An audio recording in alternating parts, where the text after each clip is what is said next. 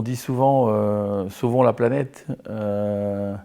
Et moi, s'il y a une chose que j'apprends dans des événements comme ceci, c'est non, c'est pas la planète qu'on doit sauver, c'est nous. La planète, elle n'a pas besoin de nous pour être sauvée. C'est nous qui devons nous sauver nous-mêmes contre nous-mêmes sur cette planète. Et je pense que c'est ça qu'il faut inculquer aujourd'hui à la jeune génération.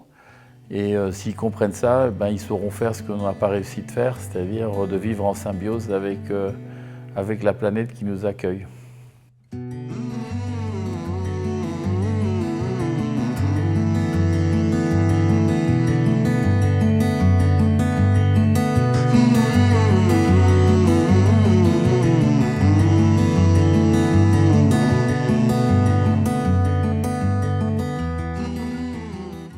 L'économie dans laquelle on vit aujourd'hui n'est pas une économie durable. On va avoir plus d'êtres humains, les êtres humains vont continuer à se développer, donc il faut qu'on ait de la croissance. Par contre, il faut que cette croissance soit durable.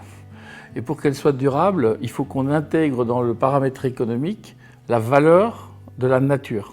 C'est-à-dire que quand on détruit de la nature, on paye, et quand on aide à la nature se croître, on est rémunéré. Et il faut juste maintenant qu'on trouve les bons business et les bons modèles économiques à mettre en place.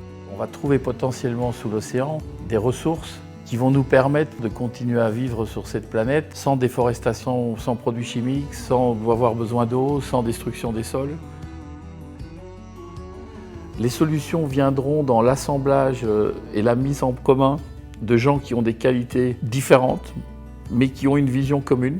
Et je pense qu'il faut travailler à cette vision commune. Et des événements comme celui de Wave of Change est très rassurant dans le sens où on mélange les genres. Et c'est ça que j'ai bien aimé aujourd'hui. Il y avait des gens de grandes sociétés, il y avait des gens qui représentaient des petites startups, il y avait des gens qui étaient activistes. Et c'est en mélangeant ces cultures qu'on pourra générer plus ensemble un monde qui, à la fin, permettra à chacun d'y vivre et puis qui sera probablement plus équitable.